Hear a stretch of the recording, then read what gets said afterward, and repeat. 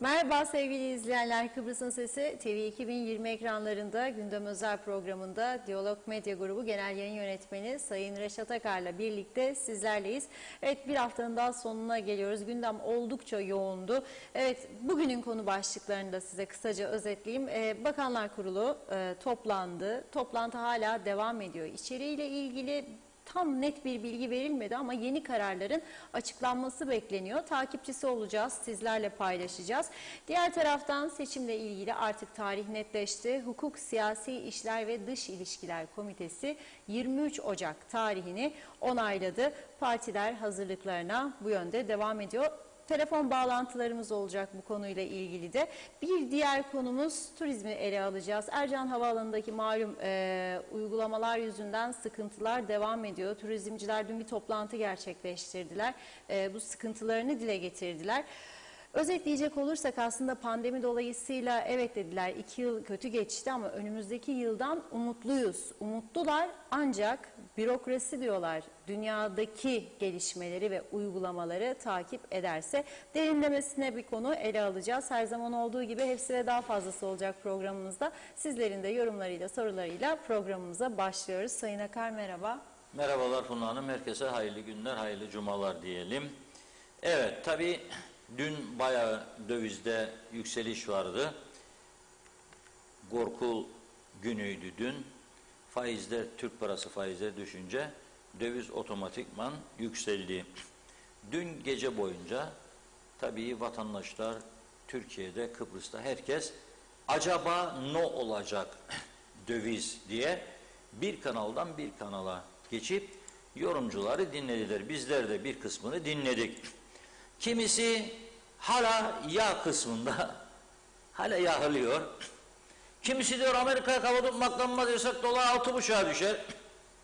Yani Amerika'ya kafa tuttuğumuz için dolar yükseldi demek isteyenler var. Ve ekonomist olarak kendilerini takdim edenler var.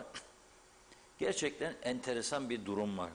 Şimdi bugün itibariyle biz yayına girerken dolar olmuş 11.11, dolar da diyebilirsiniz, dolar da diyebilirsiniz, dolarizasyon da derler şimdi. Enteresan terimler var.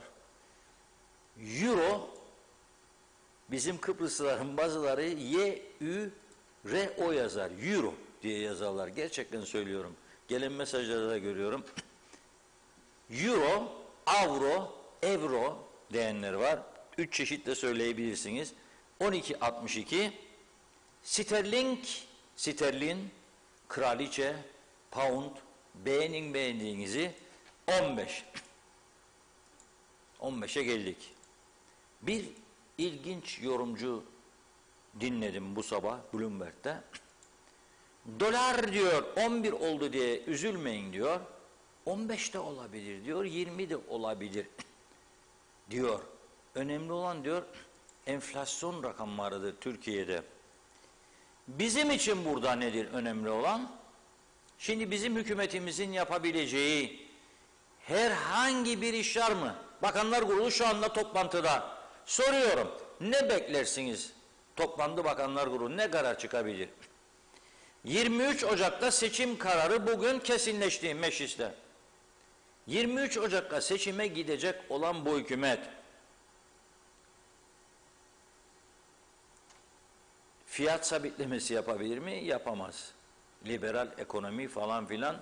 Zaten UPP eşittir sermaye derler ya, kafa tutamaz yani. Kesinlikle tutamaz yani. İki tarafı da idare edecek laflar bulabilirler. Seçimden sonra bütün gücümüzle geleceğiz, her türlü önlemi alacağız, Kıbrıs, Dubai olacak, Singapur olacak falan, hiçbir şey olmaz. Yani bu mevcut sisteminden, bu kafalarla elektrik kurumunu, telefon dairesini, çökmüş telefon dairesini, batmış, özelleştiremeyen ve bu ülke insanını 2 tane GSM şirketine teslim eden sağda solda zihniyetler burayı Dubai yapamazlar. Burayı Dubai yapabilecek cesaret, kararlılıkta olan insanlar yönetirse ancak Singapur, Dubai örneği bir şeyler olabilir. Yok ki ona dokunursam ne diyecek bana Mehmet Ali abim, buna dokunursam ne diyecek bana Hüsnü abim, yapamazlar bir şey. İnanıyorsanız söyleyin, siz yapabilirler mi? Dubai, Singapur olabilmek için bir defa kafa ekonomiye açık olması lazım. Yok işine geldiğinde devletçi, işine geldiğinde özelci. Harada gübreye kooperatif karar versin, levazım. Bugün baktım, Hüseyin Barbet, Muhtarlar Birliği'nin eski başbakanı, en büyük üreticilerden, ben ağlıyorum diyor. Ağlama muhtarım dedim, niçin ağlıyorsun? Protesto ediyorum bunları diyor. Ne oldu muhtarım diyorum. Libazma yok diyor. Oldu diyor 400 lira diyor torbası, gene yok diyor. Ben ne zaman diyor ekinleri diyor tarlada gübreyi atacağım da ekin bekleyeceğim diyor. Yağmurlar da geldi diyor. Yahu dedim, bunlar yağmurun, havanın, iklimin, libazmanın, arpanın, buğdayın hesabında mı zannediyorsun sen? Bunların derdi gece gündüz zafer diyorlar. Ve maalesef de akıllı diye tahmin ettiğimiz bir yeni insanı da peşlerinden sürüklüyorlar. Benim duyduğum şimdiden UPP'de 250 tane aday var. Her gün de sayı yükseliyor. Herkes milletvekili olmak istiyor. Ya Allah aşkına diyorum, bütün bu toplumun hepsine sabahleyin uyandığınızda bir anons yapın. 18-25 yaş arası olanların tümüne bundan böyle ne diyeceğiz? Müdürüm diyeceğiz, müdürüm. Sayın müdürüm. 18 yaşında müdür olur mu? Bu ülkede olur.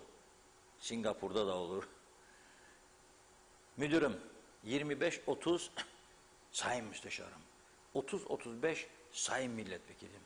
40-45 sayın bakanım. 50-55 sayın cumhurbaşkanım. 50'nin 55'in üstünde herkes cumhurbaşkanı olsun. Başkan da diyebilirsiniz. Sayın başbakanım. Diğerlerine sayın bakanım. Herkes bakan. Kim bakmayan? Bebekler. Bebecikler, yatakta yatan bebekler de bakmayan.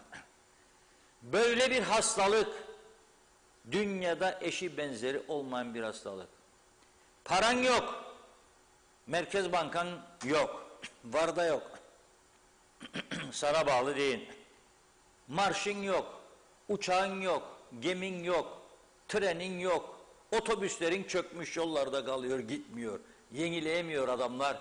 Eve ekmek götüremiyor adamlar. Yenileyemiyor. Bu arada ekmek de 5 lira oluyormuş. Gözünüz aydın. Fakir fukaranın derdi ekmek. Bugün Ercan Havaalanı çevresi, Dilekkaya, Kırklar, oralardan arayan vatandaşlarımız oldu. Ara ara bir konuyu anlatırken onları da aktarmak zorundayım. Çünkü çok artık şikayetler, sıkıntı mesajları gelmeye başladı. Öyle 1, 5, 10 değil artık, çok. Bizim diyor buralarda çiftlikleri var diyor Ercan'ın çevresi.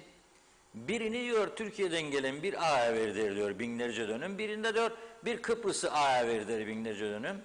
Ne yapacakmış bu ağalar Ercan'ın çevresini ya? Vakıflara vermişler, oralarını herhalde kilise malıydı. Ama diyor burada köylüleri var, aç susuz. Yemin ederim diyor çöplerden diyor bozuk incir, hurma falan topluyor. Bazı köylüler diyor da gıda almaya çalışır. Götürüp yıkıyor evinde ve yiyor. Gözlerimle gördüm diyor, köylülerim var diyor. Yemin ederim. Kıbrıslı insanlar gururludur tabii. Aç kalsa da gidip komşunun kapısını çalmaz aç kaldım diye. Ama bakın çöpleri karıştırmaya başlamışlar. Daha yolun başındayız. Yolun başındayız. Biz yarattık ama bu düzeni. Biz getirdik.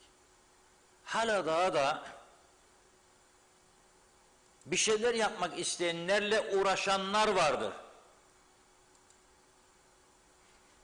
Yani dürter birileri, bak sen buna diyor.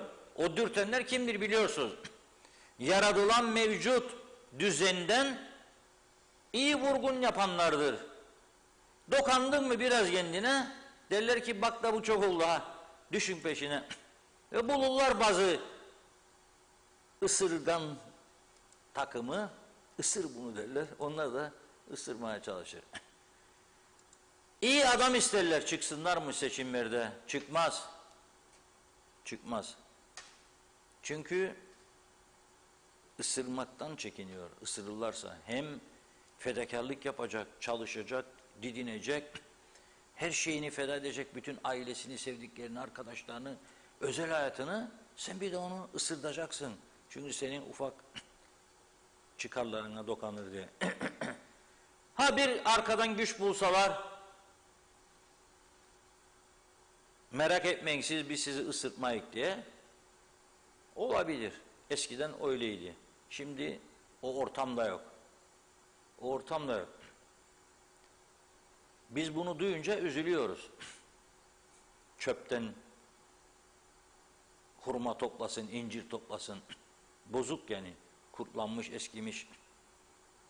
Bu duruma geldik. Peki o Ercan çevresi din bu. Hep Rum mülkü. Ya bir taraftan derik müzakere isterik, çözüm falan filan. Ve bizim Rumlardan daha doğru, daha dürüst olduğumuzu iddia ederiz. Bir taraftan da hala da Rum mallarını dağıtırız. Kalanları yani elde son. Ve belirli kesimleri. Niçin? Niçin? Ya bu bedel ödetilecek bize. Ama yapmayın bunu. Yazık günahtır. Bütün toplum ödeyecek bunun bedelini. Bu bedel ödetilecek bize. Hiçbir şey. Bu kalem benimse benimdir. Yani geldi bir güçlü kuvvetli adam vurdu tokadı da aldı elimden kalemi. Onun malı demek değildir. Ben de daha güçlüsünü bulacağım, geri alacağım elinden kalemi. Mahkemeye vereceğim, yargıç diyecek ki öde kalemi, bu kadar da ceza diyecek ya da bu kadar hapislik diyecek. Yani yapmamaları lazım. Neyse konumuza dönelim. Dolar 11.11, Euro 12.62, İsterlin 15. Dolar 15 de olabilir, 20 de olabilir diyorlar. Tarafsız ekonomistler, yorumcular öyle diyor. Ama Türkiye'nin ulusal kanallarında yorumcuların büyük bir çoğunluğunun ekonomik gözle bakmadığını da görüyoruz. Üzücü bir şey. Hala yağ falan bilmem ne hikayesi. Doğru değil. Peki Kıbrıs'ta hükümetler ne yapabilir? Bakanlar Kurulu şimdi toplandı. Ne yapabilir? Sabitleyebilir mi dolar kurunu? Sabitleyemez. Ne yapabilir? Bankalarla konuşabilir, borçlu olan insanların borçlarının vadesini uzatabilir. En azından bunu yapması lazım. Bankaların büyük bir kısmı zaten vurgun düzenine döndü. Hesapta para yok. Çalıştırmıyorum 10 yıldır bu hesabı. Ne yatırım ne çekme. Sıfır olan bakiye her ay 35-40 lira 45 lira masraf diyor. Neyin masrafı? Bir de arada ara muhasebe harcı diyor 200 lira. Nedir arkadaş? Adam da hesap nasıl olsa çalışmıyor diye hiç gidip bankadan dekont almadıysa, ekstra dedikleri o dökümü almadıysa 2 sene 3 sene sonra aldığında aman der adam. Bir bakar 1500-2000 lira ekside. Ne oldu? Banka. Soyacağım seni diyor. Vuracağım diyor. Daha çok araziye el koyacağım. Daha çok bine el koyacağım borçları ödeyemeyen. Millet fakirleşirken bunlar yükseliyor. Ve memlekete faydaları da yok. Memlekete faydaları da yok. 3 gün 4 gün üst üste söyledim Mausa'daki yaşlılarla ilgili, engellilerle ilgili bakım evlerinin durumunu. Hemşire yok, doğru dürüst bakım yok, temizlik yok. Uyuz başladı. Bakabilen yok.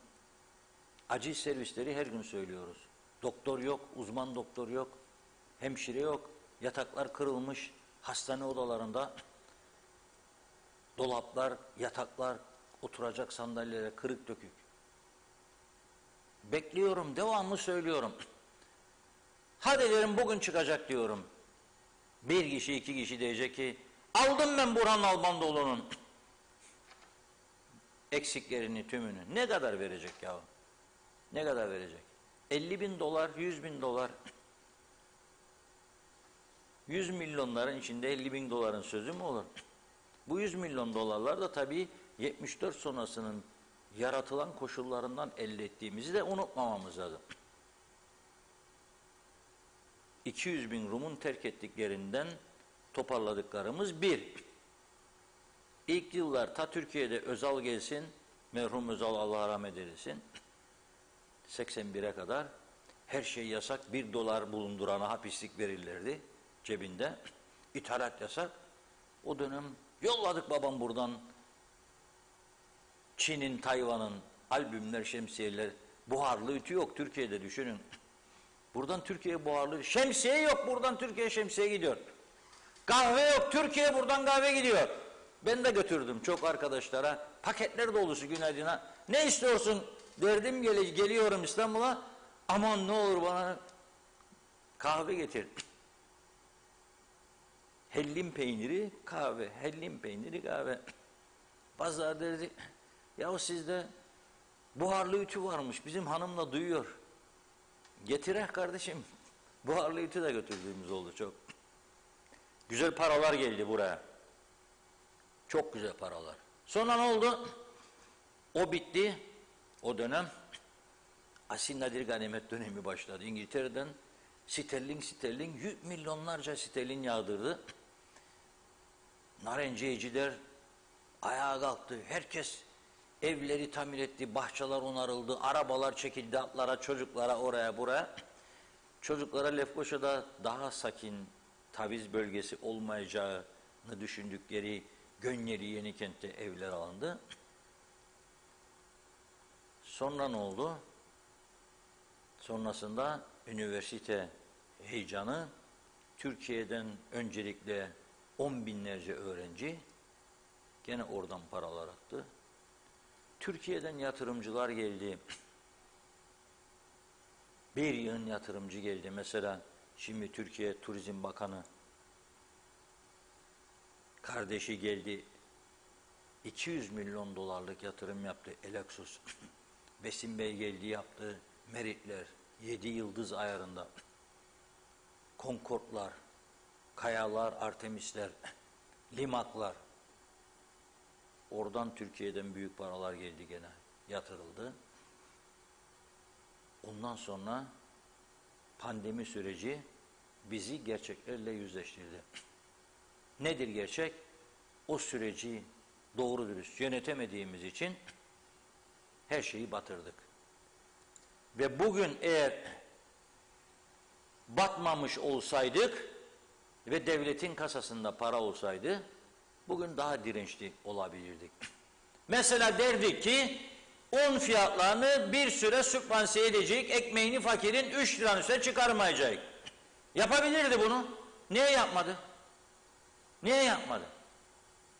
Çünkü parası yok. Kuruş yok. Tam takır kuru bakır. Evet. Evet, telefon bağlantımız hazırmış Çok mu bu heyecanlısınız? arada. Anlamadım. Yok mesajlara sonra başlayacağım. O zaman heyecanlanıyorum ben. Evet. Telefon bağlantımızı alalım. Halkın Partisi Genel Başkanı Kudret Özersay hattımızda. Merhaba Kudret Bey. Merhabalar, iyi yayınlar. Reşat Bey merhaba. Heyecanlı bir program anladığım kadarıyla. Selamlar hocam, nasılsınız? Şimdi biz tabii kasayı konuşurduk. Devletin kasasını 23 Ocak'ta da seçimler olacak. 23 Ocak'tan sonra bu kasa dolmaya başlayabilir mi? Umutlu musunuz siz yoksa? Reşat Bey aslında bu kasa şu anda da dolmakta.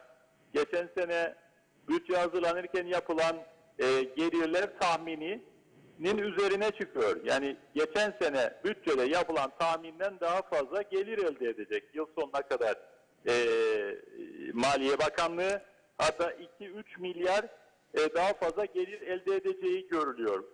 Ve bunun sebebi tabii ki zenginleşme değil. Bunun sebebi gümrüklerden ithal ettiğimiz ve ithal ederken ülkeye giren ürünlerden alınan gümrüğün döviz üzerinden hesaplanması ve dövizin Türk lirası karşısında değer artışı nedeniyle maliyenin aldığı gümrük geliri artıyor ama ülke zenginleşmiyor. Özellikle bu dönemde yaşadığımız döviz kriziyle ilgili olarak bugün de biz hükümete, Halkın Partisi olarak bir çağrı yaptık. Şu hatırlatmayı yaptık. Elinde sihirli değnek olduğunu iddia etmiyoruz hükümetin dövizle ilgili. İmkanlarımızın kısıtlı olduğunu biliyoruz. Dünyanın başka ülkelerinde para politikası, Merkez Bankası üzerinden, faizler üzerinden bazı tedbirler almak bizim ülkemize göre daha kolay ve daha mümkün. Bizim ülkemizde bu daha kısıtlı imkanlar var ama imkan var. Yani bunun üzerinden 10 gün geçmiş olmasına rağmen ciddi döviz artışları noktasında hükümetten ses seda çıkmadı. Şimdi cumartesi gün toplantı yapacaklarından falan bahsediyorlar. Oysa 2018 yılında hatırlayacaksınız bizim hükümette olduğumuz dönemde bazı tedbirler almıştık. Yani gümrüklerde maliyenin aldığı gümrük vergisiyle ilgili bazı noktalara kur sabitlemesine gidilmişti. Şimdi bu dönemde de özellikle temel gıda ürünlerinin, ithal edilen temel gıda ürünlerinde ve ithal edilen özellikle temizlik ürünlerinde fiyatlara yansıtmaları şartıyla ve bunun denetlenmesi şartıyla gümrükte döviz kuru sabitlemesi yoluna gidilebileceği aşikar. Buna benzer tedbirler alınabilir. Çünkü herkes fakirleşmiş durumda. Herkesin alım gücünde ciddi bir düşüş var şu anda. Bunun yanında kiralarla ilgili yani döviz üzerinden yapılan kiralamalarda döviz kuru sabitlemesi yoluna gitmiştik geçmişte Bakanlar Kurulu'nda hükümette olduğumuz dönemde. Ama bunun karşılığında da mal sahipleri zarar görmesin diye stopajla ilgili yani mal sahibinin devlete vereceği vergiyle ilgili indirimlere gitmiştik. Şimdi bunlar kısıtlı ve kısa vadeli daha palyatif tedbirlerdir. Ama en azından bunları geçmişte yapabildiğimiz gibi şimdi de bunları hükümetin bir an önce yapması gerekir. Biraz olsun insanlara dokunmak için ancak orta ve uzun vadede memleketin faydasına olacak olan şey bu kur farklarından ve döviz patlamasından ötürü yapmamız gereken orta ve uzun vadeli şu önemli husus var. Biz de daha önce de konuştuk. Ülkeye döviz girişini sağlamamız lazım Reşat Bey. Evet. Güneyde hemen yanı başımızda bir piyasa, bir ekonomi var. Günübirlik turist kavramıyla, günübirlik alışveriş kavramıyla ülkeye ciddi anlamda akaryakıt satın almak için, süpermarketlerden alışveriş yapmak için, restoranlarda harcama yapmak için gelebilecek binlerce Kıbrıslı Rum var ve bunun ülkeye döviz girişini sağlayacak, hızlıca ülke ekonomisinde biraz olsun rahatlamaya yardımcı olacak bir adım olacağını artık görmemiz gerekiyor ve iki taraf arasındaki geçişlerde bizim Kuzey Kıbrıs Türk Cumhuriyeti olarak seyahati kolaylaştıracak, basitleştirecek ve hızlandıracak tedbir almak zorunda olduğumuzu görmemiz gerekiyor. Bu çok önemli bir husus bizce. İkincisi de turizm bağlamında bu kriz bir fırsat doğurmuş durumda. Türkiye'de iki ayaklı bir fırsat penceresi var ama bizde bunun sadece bir tanesi var bu pencerenin. Türkiye'de döviz artışıyla birlikte ihracat da artabiliyor ve Türkiye ihracat artışıyla bir miktar gelir elde edebiliyor. Dolayısıyla dövizin artışı Kuzey Kıbrıs ekonomisini vurduğu kadar Türkiye'yi vurmayabiliyor. Ama bir diğer önemli fırsata çevrilebilecek olan konu turizmde meydana gelecek olan artıştır ve turizm yoluyla ülkeye döviz girişinin sağlanmasıdır. Bu sadece Türkiye için değil, bizim için de geçerli. İhracat bağlamında üretimimiz kısıtlıdır ve ihracatımız belki artmaz, ithalata göre 1/10 oranındadır ama özellikle turizm anlamında hızlı hareket edersek, siz de daha önce sizin programlarınızda konuştuğumuz gibi ülkeye seyahati kolaylaştırmamız gerekiyor. Kullanıcı dostu olan web sayfalarıyla böyle eziyet ederek değil insanlara ve turistlere bu ülkeye gelecek olan turistin pandemi şartlarına rağmen olabildiğince kolay, olabildiğince basit, olabildiğince az bürokratik işlemle hızlıca ülkeye gelişini sağlarsak eğer, ülkemiz diğer ülkelere göre Türk lirasının değer kaybından dolayı bu dezavantajı avantaja çevirip turizmi artırarak bir miktar döviz girdisi sağlayıp canlılık getirebiliriz ülke ekonomisine. Çünkü önümüzdeki dönemde bizi çok ciddi tehlikeler bekliyor. Bütçenin sizin dediğiniz gibi tam takır olmaması için buna benzer tedbirleri bir an önce almalıyız ki ülke içerisinde daha fazla insan hareket halinde olabilsin, harcama yapılabilsin, ülkeye döviz girişi sağlanabilsin. Çünkü bu gidiş daha da fakirleşme ve daha da fazla alım gücü azalması anlamına geliyor. Umutsuz değilim ama şu anki hükümet zaten ancak da memleketi seçime taşır. Esas önemli olan seçimin ertesinde uzun ömürlü bir hükümet kurabilmektir diye düşünüyorum. Siz köyleri geziyorsunuz bu ara daha çok tabii Evet. seçim var diye. Evet. Oralardaki kırsal kesimdeki durumu nasıl görüyorsun, insanların durumunu? İnsanların en büyük endişesi yeni hayata yeni atılacak olan gençlerin konut sahibi olamamasıdır mesela Reşat Bey. Yeni evlenecek olan gençler dövizdeki bu patlamayla birlikte selin üzerinden satılan daire ve beyaz eşya bağlamında perişan durumdadırlar. İnsanlar evlenebilecek durumda değil artık. Orta gelirli vatandaşların çocuklarından bahsediyorum. Kırsal kesimdeki gençlerden bahsediyorum. Onun için devletin önümüzdeki dönemde uzun ömürlü hükümetlerin, ki Halkın Partisi olarak bizim vizyonumuz budur, İngiltere'deki mortgage sistemi gibi sosyal konut projelerine dahil olmak üzere yerli müteahhitlerle birlikte bir kampanya düzenleyerek önümüzdeki seçim döneminde bunu gündeme getireceğiz. Gençlerin daha uzun vadeli ve daha düşük taksitlerle konut sahibi olabilmesini sağlamak zorundayız. Eğer bugünkü halin devamına izin verirsek pek çok genç evlilik dahi yapamayacak, evlenemeyecek, annesinin babasının yanında kalmaya devam edecek ve en büyük problemlerden bir tanesi bu gibi görünüyor. İnsanlar bunu iliklerine kadar hissediyor, özellikle gençler hissediyor. Onun için sosyal yardım denilen şey sadece insanlara maaş bağlamak, sosyal hizmetlerden cüzi bir para vermek değil, aslında sosyal adaleti sağlamak için gençlerin bu konut ihtiyacına cevap vermek gerekir ki biz Müteahhitler Birliği ile daha önce yaptığımız görüşmelerde de bunu bir miktar netleştirdik. Yerli müteahhitlerin birlikte hareket ederek katılabilecekleri, devletin de araziyi sağlayabileceği bir tür mortgage sistemiyle uzun vadeli düşük taksitlerle ödeyerek konut sahibi olabilecekleri, gençlerin özellikle yeni evlenenlerin konut sahibi olabilecekleri projeleri bir an önce hayata geçireceğiz. Çünkü başka çıkış yolu kalmadı. Kendi haline bırakılamaz bu konular Reşat Bey. Mecliste 6 tane parti var. Bunun dışında en az, yani benim görebildiğim 4 parti de dışta, daha fazla olacak bu, yani eminim 6-7 parti de olabilir ama 4 parti olduğunu değil, düşünelim 10 parti, 500 tane aday lazım. O heyecan var mı toplumda, görüyor musunuz? 500 aday çıkabilecek mi yoksa? Bir biçimde aday çıkacak çünkü o adayları sağlayamayan seçime giremez biliyorsunuz. Evet. Seçim halk oylaması yasasına göre. Ama biz Halkın Partisi olarak daha ziyade halkın içerisinden dünyadaki gelişmeleri de takip edebilen ama halkın hissiyatını anlayabilecek olan insanların memlekete gerçekten kapı koyabilecek.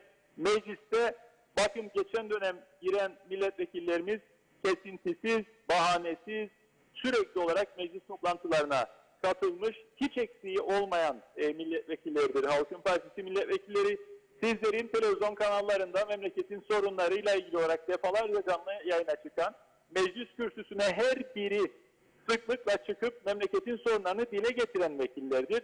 Önümüzdeki dönemdeki seçimde de Halkın Partisi bu gibi adayları, mevcut milletvekilleri artı onlar gibi halk menfaatine çalışacak olan adayları halkın önüne koyacak. Bundan kimsenin şüphesi olmaz. Evet, çok teşekkür ediyoruz. Hayırlı uğurlu olsun. Kolay gelsin. Sağ olun, teşekkür ederiz. Evet, Kudret Bey, daha siyasi partiler seçim konusuna gelmeden bağlamak zorunda kaldık. Çünkü bir toplantıya girecekmiş. O toplantı öncesinde Arkadaşlarımız kendisiyle konuşmuştu. Dolayısıyla biraz öne çektik parti konusunu. Şimdi iki tane üzücü haber var. Onları sizlere aktarmak istiyorum. Son dakika haberi. Bir tanesi acil durum hastanesinde korona tedavisi gören 84 yaşındaki Mehmet Asyar hayatını kaybetti. Kendisine Allah'tan rahmet diliyoruz. Bir ikinci üzücü olay, Pamuklu Çayırova arasında bir trafik kazası meydana geldi ve bu kazada 57 yaşındaki Bahri Şeker hayatını kaybetti. Direksiyon hakimiyetini kaybederek yoldan çıkıp sonra boş araziye arkadaşların ilk elde ettiği bir yol yönde yuvarlanması sonucu ağır bir kaza geçirmiş oldu ve 57 yaşındaki Bahri Şeker hayatını kaybetti. Yanlış kalmadıysa hakkında bugüne kadar bu yıl içerisinde trafik kazalarında can kaybedenlerin sayısı 29'a yükselmiş oldu. Biz burada her gün korona ile yatıp korona ile kalkıyoruz. Korona tedbirlerini konuşuyoruz. Oradaki can kayıplarını konuşuyoruz. Fakat trafik kazalarında daha çok can kaybediyoruz. Bu gerçeği de unutmayalım ki bizim gündemimizde her zaman için, yani her gün değil ama sıklıkla trafik konusu gündeme geliyor ve buradan yetkilileri de uyarıyoruz. Bu en fazla uyarı yaptığımız konu nedir diye sorarsanız, bir, koronadır, aşıdır, iki, trafik kazalarıdır. Ve bu trafik kazaları konusunda o kadar uyarıya rağmen Allah aşkına deyip de tedbir alınmadığını görmek gerçekten bizleri üzüyor. Gerçekten üzüyor. Özellikle akşam saatlerinde işi olmayanlara mecbur olmadıkça 11, 11.30, bilemediğiniz 12'den sonra sokağa çıkmayınız diyorum ben. Çünkü bazı kişilerde alkol tavan yapıyor. Bazı kişilerde bir de toz kullanımı vardır. İkisi birleşince yollar artık Azrail'e emanet. Sağ selim gidip gidemeyeceğiniz belli değil. Nasıl gittiğini, hangi süratte gittiğini, yolun hangi tarafından gittiğini bilmeyen bazı sürücüler gelip üzerinize çıkabilir, sizi bir anda hayattan koparabilir. O yüzden dikkat, dikkat, dikkat. Belirli bir vakitten sonra sokağa çıkmak son derece tehlikeli. Polis yok, yetersiz. Var ama yok. Az sayıda polis var. Polis de hangi biriyle uğraşacak bu olaylarım? Büyük bir sıkıntı. Artırın polis sayısını, çünkü burası küçük bir ülkedir. Bazı sorunları polisiye önlemlerle ortadan kaldırabilirsiniz. Trafik mesela azaltabilirsiniz. Çok sıkı kontrol olduğunu hissettiği sürece vatandaşlar veya vatandaş olmayan araba sürenler tedbir alabilir. Paket servisleri alıyor, ülkeye daha 15 gün önce gelmiş ya 10 gün önce ya bir gün önce gemiden çıkıp girmiş bir adamı, bir genci, hadi evladım diyor, alıyor bir L izni, ne sınavı var, ne trafik kurallarını öğretme var, hiçbir şey yok. Alıyor bir L izni, learning, öğrenci plakası, takıyor motosikletin arkasına, haydi aslanım diyor. Bir de şefleri bazılarında diyormuş ki 10 dakika sonra burada. Yol 15 dakika gidip gelme. Basıyor o da. İki aracın arasına giriyor. Sağa sola çarparak ezilecek.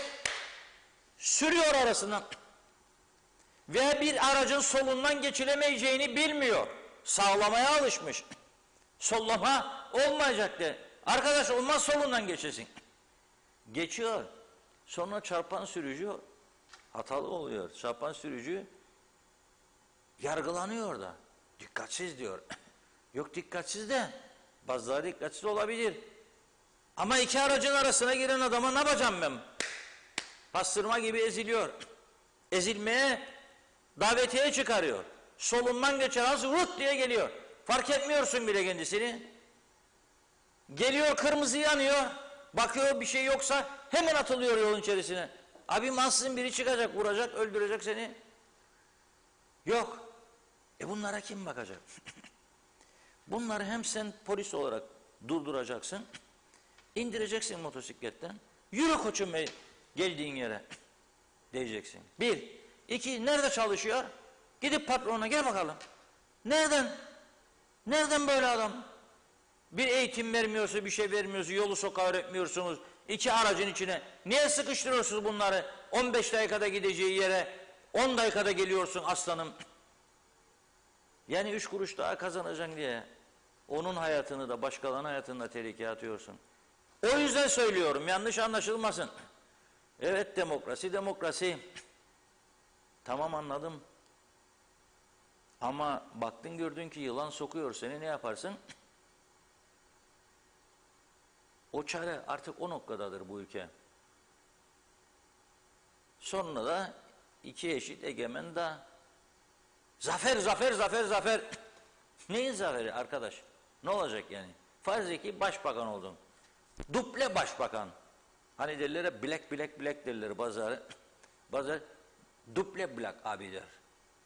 Double black. Duble başbakan olsun diye öneriyorum. Şu anda bak aklıma geldi. Yani bir başbakan olsun, bir de başbakan başbakanı olsun.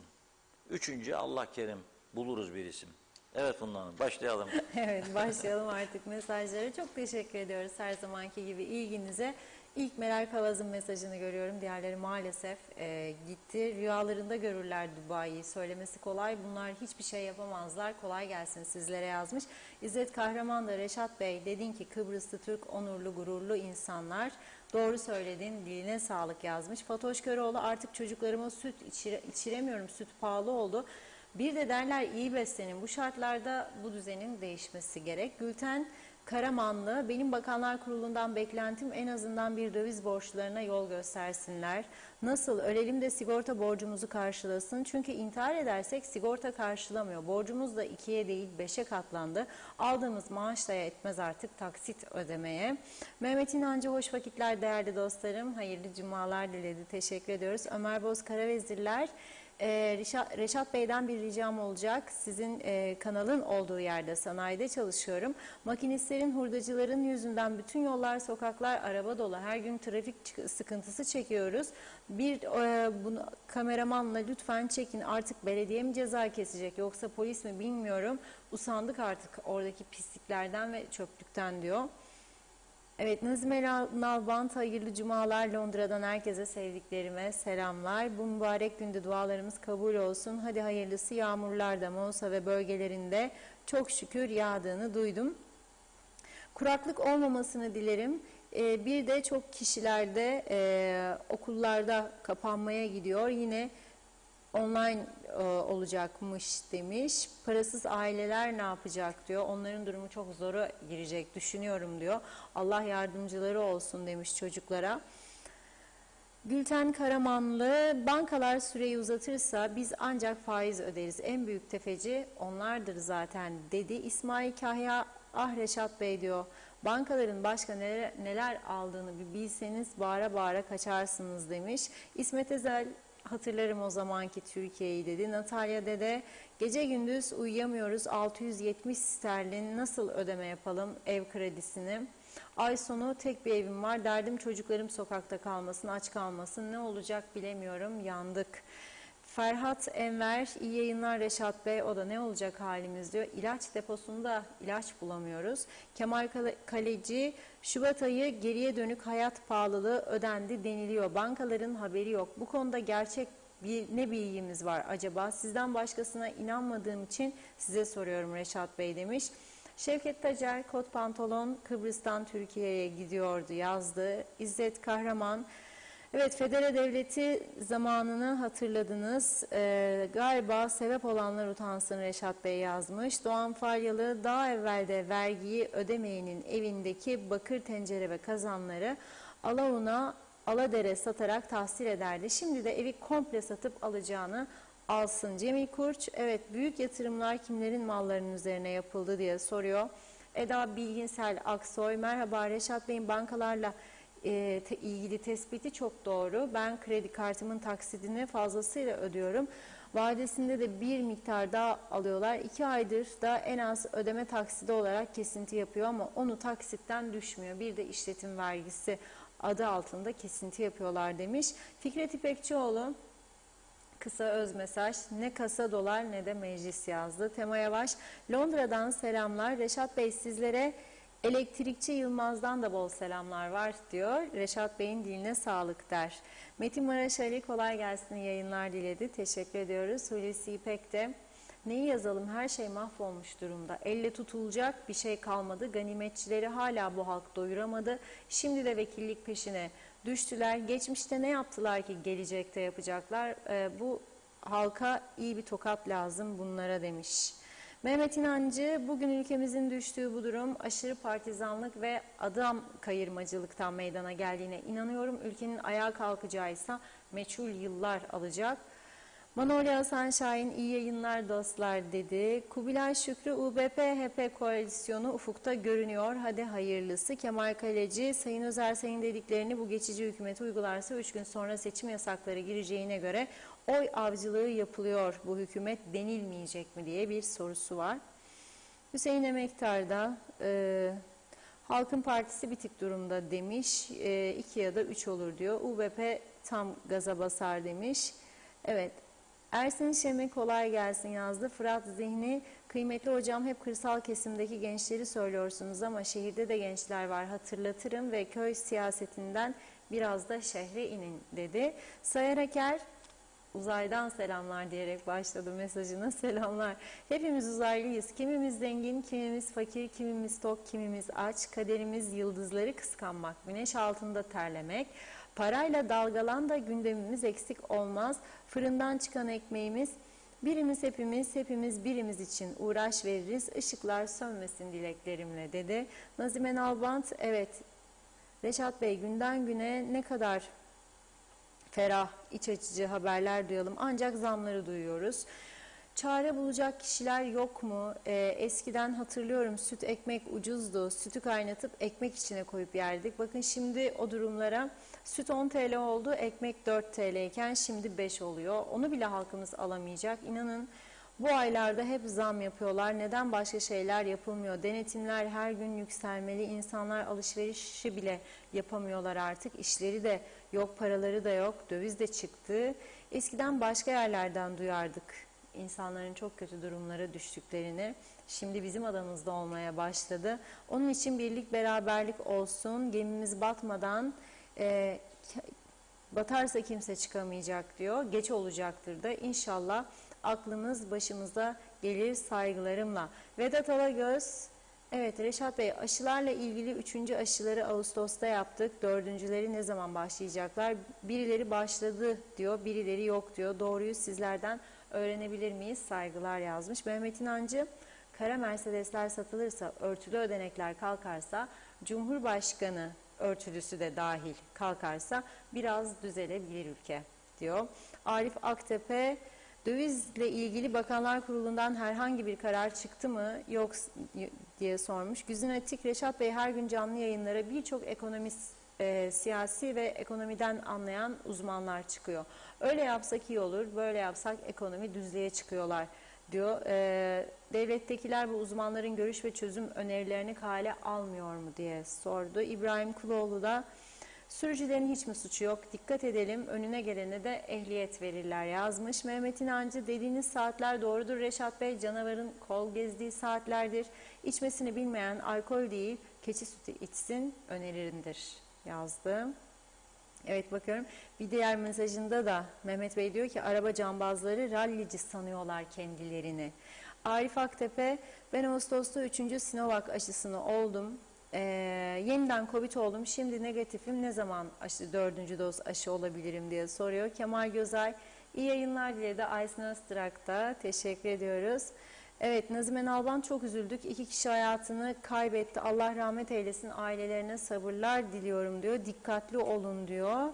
Evet, Hasan Cengiz, Reşat Bey, bugün Girne Hastanesi'ne gittik. 2 arkadaş gönüllü kan verelim diye hastaneye girdik. İlgili hemşirenin dediği pazartesi gel dedi. Kan vermenin günü mü var diyor. Osman Mene, kolay gelsin, iyi akşamlar dedi. Fatma İskender Çebi'de trafik için bir önerim var. Şoför hariç yolcular hatalı sürücüleri çekip oluşturulacak WhatsApp hattından polise atsın ve bu da yasal olsun, cezalar kesilsin. Ben bazen canıma kasteden araçları Face'ten ifşa ediyorum ama işe yaramıyor, ceza lazım. Vedat Allah Kerim, hayırlı yayınlar diliyorum. Allah yar ve yardımcınız olsun. İniş aşağı giden kamyondan beter olduk. Ankara duy sesimizi dedi. Zehra Sencer, hayırlı yayınlar diliyor. Karpaz'dan sevgilerimle. Reşat Bey söylüyor. İnşallah duyanlar olur da düze çıkarız. Çok teşekkür ediyorum Zehra Hanım. Mehmet Bulduk, ne olacak bu halkın hali? Zam yaparak ezilen halkı düşünen yok. Ekmek 4 lira, süt 10 lira, müdahale eden yok. Herkes serbest zam yapıyorlar demiş. Şerife Turgay Derya'da iyi yayınlar, iyi hafta sonları diliyor. Yine bir iki mesajdan sonra ara vereyim izninizle. Evet, Emine Özatilla, iyi yayınlar. Yağmurumuz yağdı masamıza.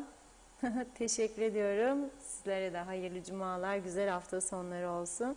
Hüseyin Koltan, evet, tebrikler. Doğru Haber'in adresi, hoş vakitler, iyi yayınlar dilerim. İyi ki varsınız. Ne olacak? Bu zamlar, her şey almış başına gidiyor. Peki soruyorum bu yetkililere, seçimden sonra bu hayat pahalılığı ve zamlar bitecek mi? Çok teşekkür ederiz. Ağzınıza, yüreğinize sağlık, sevgi ve saygılarımla dedi.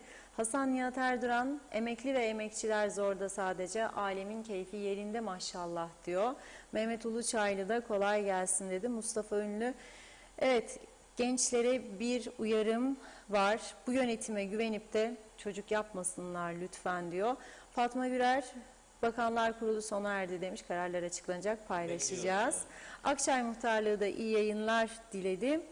Hasan Nihat Erduran'ı son okuyorum, ara vereceğim. Piyasa ekonomisinde olmadıkça fiyat denetimi mümkün değil. Fiyat harici denetim mümkün sadece diyor mesajında. Diyorum ben de ve sözü Reşat Bey'e bırakıyorum. Devam edeceğiz. Buyurun. Evet, şimdi Bakanlar Kurulu toplantısının bittiği yönünde haber aldık. Açıklama yapılacağı belirtiliyor. Tabii bu yeni hükümetimiz Bakanlar Kurulu sözcüsü yapıyor. Daha önce hep Başbakan yapıyordu. Bakanlar Kurulu sözcüsü de Eğitim Bakanı Olgun Amcaoğlu'dur. Büyük bir ihtimalle o yapacak. Arkadaşlarımız takip ediyor. Açıklama başlayacağı sırada doğrudan bizim programımızın içerisinde canlı yayında vereceğiz. İnşallah güzel kararlar var. Umut verici kararlar var. Ama bu arada dövizdeki ateş sürüyor. Şimdi programa girerken dolar kuru 11.11 demiştik. Şimdi dolar kuru 11.30. Euro kuru 12.62 demiştik. 12.78. Sterlin kuru 15 demiştik. 15.06. Şu an itibariyle dövizdeki son durum bu. Ama dediğim gibi tarafsız ekonomik değerlendirme yapanlar üzülmemek lazım diyorlar. Yani bugün daha dinlediğimiz yorumlar 11 dolar 11'dir diye üzülmeyiniz. 15-20 de olabilir ve çok uzun bir sürede değil bu diyenler var. Bazı bizim yerel bankaların analizleri var. Bir tanesine de baktım bugün. O da duruldu mu diyor basamaklar. Durulmadı, daha çıkacak basamaklar var diyor. Demek ki daha dövizde bir yükselme olabilir. Bugün programa gireceğimiz saate kadar pandemi hastanesine başvuran pozitif vaka sayısının da 200'ün üzerinde olduğu bilgisini aldık. Dünkü sonuçlara yakın bir sonuç bekleniyor diyorlar. Yani 200'ün altında olmayacağını bize bilgi veren kaynaklara göre söylüyorum. Size aktarabiliriz. Ciddi tedbirler almak lazım. O ciddi tedbirlerin başında ise ne geliyor? Mesafe, maske kurallarına uymak ama hepsinden önemlisi aşı. Şimdi soruyor bir izleyicimiz, 3 Sinovac oldum, gene korona oldum. Ağustos'ta oldum son Sinovac'ı, olmalı mıyım diye. Bunu tabii doktora sormak lazım. benim bildiğim pozitif olduktan sonra belirli bir süre aşı yaptırmıyorlar. Bekletiyorlar bir süre. O süreyi doktorla konuşmak lazım. Ama eğer pozitif bir vaka olmamış olsaydı gönül rahatlığı içerisinde size benim aldığım uzmanlardan bilgi çerçevesinde derdim ki hemen gidin bir Pfizer olun. Sinovac'tan sonra. Ben 2 Sinovac olduktan sonra 3. dozumu 3 hafta önce Pfizer yaptırdım. Arkadaşlarım var. 2 Sinovac, 2 Pfizer'i 2 gün önce yapan arkadaşım var. Kendini garantine alıyor insanlar. İmkanı olanlar bu süreçte mutlaka tahlillerini, kan tahlillerini yapsınlar. D vitamini başta, demir, B12 baksınlar. Ona göre eksikleri varsa takviye alsınlar derim. Dinlediğim, izlediğim birçok ünlü doktor, sağlık uzmanı D vitamininin koronaya karşı son derece önemli olduğuna dikkat çekiyorlar. Ben güneşte yürürüm, yarım saat, 1 saat D vitamini hapını almaya ihtiyacım yok demeyiniz. Çünkü güneşte yarım saat yürümekle vücudun ihtiyaç duyduğu D vitaminin alınmadığı veya alınsa bile öyle bütün gün güneşte kalanlar için söylüyorum. Vücudun bunu çok kolay harcadığı belirtiliyor. Mutlaka tahlil ve ona göre takviye. Buna bakmak lazım. Şimdi az önce Sayın Kudret Özersay'ı bağlamıştık. 23 Ocak'ta seçimler gerçekleşecek. CTP Genel Başkanı Sayın Tuhan Erhürman'ı da bağlayacağız. O bir toplantıdaydı. 10 dakika sonra canlı yayında bizlere bağlanmış olacak. Ama dediğim gibi bu arada Bakanlar Kurulu da bitti. Açıklamayı bekliyoruz. Ben az önce trafik kazalarından bahsetmiştim. Çayırova, Pamuklu Çayırova arasında meydana gelen kazada 57 yaşındaki Bahri Şeker'in hayatını kaybettiğini ve bu yıl içerisinde trafikten hayatını kaybedenlerin sayısının 29'a çıktığını söylemiştim. Bu arada Rumlardan da bize bugün ciddi bir uyarı geldi trafik konusunda. Nedir ciddi uyarı? Güneye geçen ve trafik suçu işleyen ama trafik suçu işlediği halde de cezasını gidip ödemeyen Kıbrıslı Türklerin sayısı 4320'ye ulaşmış. Şimdi bizim tarafta konuşuyor Recep'te, alo nasılsın canım, yahut da işte yoldayım gidiyorum, özledim falan.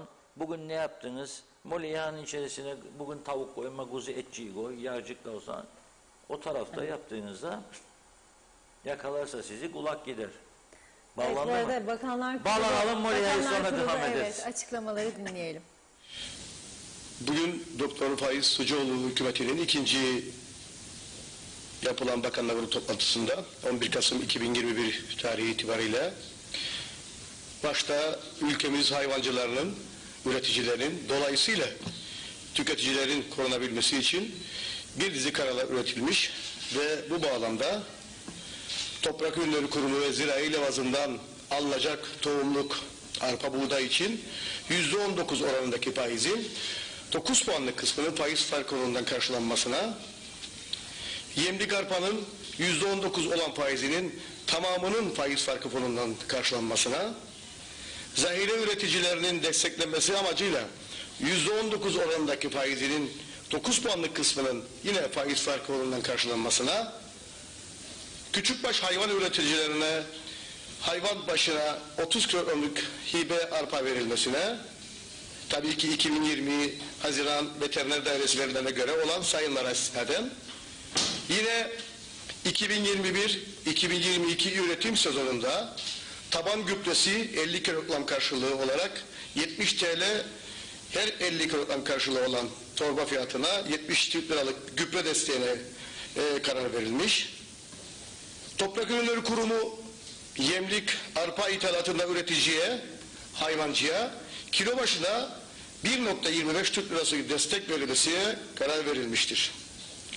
Tabii ki bunun yanında taşınmaz malların tazmini, takası ve iadesi yasası kapsamında 21 Aralık 2021 tarihinde bitecek olan başvuru süresini yine 21 Aralık 2023'e kadar 2 yıl daha uzatılması için değişiklik yasa tasarısının Bakanlar Kurulu'ndan onaylanarak Kuzey Kıbrıs Türk Cumhuriyeti Cumhuriyet Meclisi'ne sunulmasına karar verilmiştir. Ayrıca yerel iş gücünün desteklenmesi kapsamında istihdamın, yerel iş gücü istihdamının desteklenmesi ve özellikle basın sektörüne verilen tam sosyal güvenlik yatırım desteğinin 1 yıl süreyle uzatılmasına karar verilmiştir. İyi akşamlar dilerim.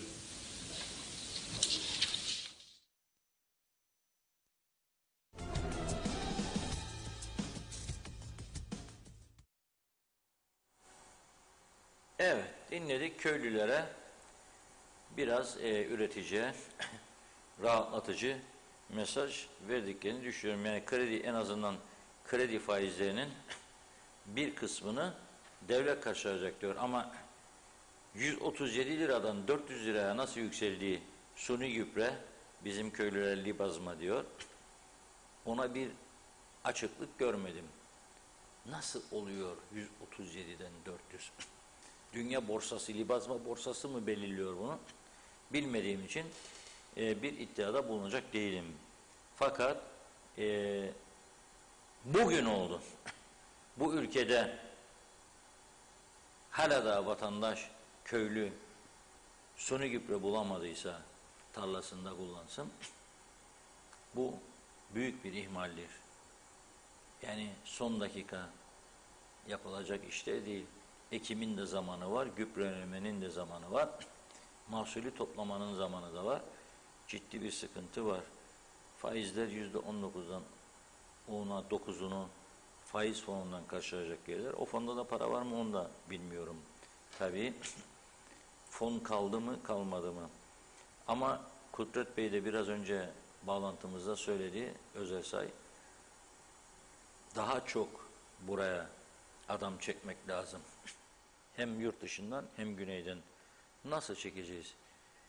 Türkiye'den pazar günü Gazeteciler Federasyonu'ndan yönetim kurulu üyesi 15 arkadaş geliyor. Ben de federasyon yönetim kurulundayım. Teşekkür ederim, beni oraya layık gördü arkadaşlar. İlk toplantısını da Kıbrıs'ta yapacaklar. Federasyon Genel Başkanı ve yönetim kurulu üyeleri gelecek. Tam 10 gündür Adapaz, Babapaz, Paspas, Küar, Müar bununla cebelleşiyorlar. Bununla cebelleşiyorlar. Nesten var arkadaşlar sen bunu yapıyorsun? Ya anladık, aşı kartı. 2 aşı kabul ettik. PCR onu da kabul ettik. Da nedir derdin? Bak daha pazartesi güneyden gelecek olanlardan PCR istemeye başlayacak. Aşı kartı yeterlidir. Bugün için de yeterli. Yarın da pazartesine itibaren kırmızıya geçirdiği için ikimizi de, Rumlar da kırmızı, biz de birbirimizi kırmızıya geçirdik. İsteyeceksin. O zaman yurt dışından gelen ne farkı vardır? Ha oradan geldi, ha buradan geldi. Ha Metehan, Pile, Beyarmudu, ha Ercan, ne fark eder? 2 aşı iste PCR'ında gelecek 3 gün 4 gün kalacak, bir hafta gidecek. Nedir bu işkence? QR, Adapas, Paspas, forum doldur, imzala, mühürle, o masaya git, o bir masaya git, ötekine git. Dövüyorsunuz insanları, yazık ya. Bağlandı mı Tufan Bey? Bağlantımız hazır. Evet Tufan Bey merhaba, hoş geldiniz yayınımıza. Yayınlar dilerim, sağ olun. Selamlar hocam, nasılsınız? Sağ olun Reşat Bey, iyiyim. Sizler nasılsınız? İyidir hocam, çok şükür. Şey var mı, döviz borcunuz var mı? Yok, Allah'a şükür yok. Allah'a şükür yok, iyi. Ucuz atlattınız siz. Evet. Beni euro borcuna sokanlara selam yolluyorum buradan. Euro al da korkma dediler bana. Euro al da korkma. Euro aldık, tamamdır. Şimdi yoğunlaştırdığınız köy gezilerini bakıyorum. Halkın içindesiniz, esnafın içinde, şurada burada. Önce buradan başlayayım. Ne görüyorsunuz? Yani dışarıdaki durumu, vatandaşın halini nasıl değerlendiriyorsunuz? Vallahi bugün de Reşat Bey, ben sanayi bölgesindeydim. Esnafla görüştük, iş insanlarıyla görüştük. Gerçekten yani bıçak kemiğe dayandı denilen noktada herkes. Yani en büyük iş adamlarıyla görüştüğümüzde bile gerçekten yani gelirinin yüksek olduğu toplum tarafından bilinen iş adamlarıyla yani şu anda işi döndürmenin artık imkansız hale geldiği bir noktaya ulaştı iş insanları. Çünkü talebin ciddi şekilde düşeceği çok açık. Alım gücü zaten insanlarda kalmadı. Biliyorsunuz navlun ücretleri de çok ciddi şekilde arttı. Özellikle Çin'den gelen mallar açısından baktığımızda. Döviz üzerinden tabii getiriyor, ithalatçı, ithal ediyor ama burada sattığı zaman onun yerine ne kadara koyacağını bilemiyor. Dolayısıyla son derece sıkıntılı ve ekonominin durma noktasına geldiği bir durumla karşı karşıyayız. Bütün mesele tabii bütün bunlar öngörülemeyecek şeyler değildi. Ve aylar öncesinden biz bu konularda çeşitli noktalarda uyarılar yaptık. Hatırlarsınız protokol Türkiye Cumhuriyeti ile imzalanacağında Sayın Ersan Saner'in ilk imzaladığı protokolde, ondan önce Sayın Ersin Tatar'ın imzaladığı protokolde de çok açık bir şekilde meclis kürsüsünden tutanaklarda vardır. Biz 2018 Ağustos'unda bunu yaşadık. 2018 Ağustos'unda biliyorsunuz bir anda sterlin %32 değer kazanmıştı Türk lirası karşısında. O zaman bolibis fiyatları falan konuşuluyordu. Evet. Şu anda iktidarda olanlar o zaman muhalefetteydi. Hepsi bolibisçi kesilmişti. Ama biz ne yaşadığımızı bildiğimiz için bu arkadaşlara protokol imzalamaya gideceklerini de çok açık bir şekilde söyledik. Dedik ki Türkiye Cumhuriyeti ile görüşün protokol aşamasında.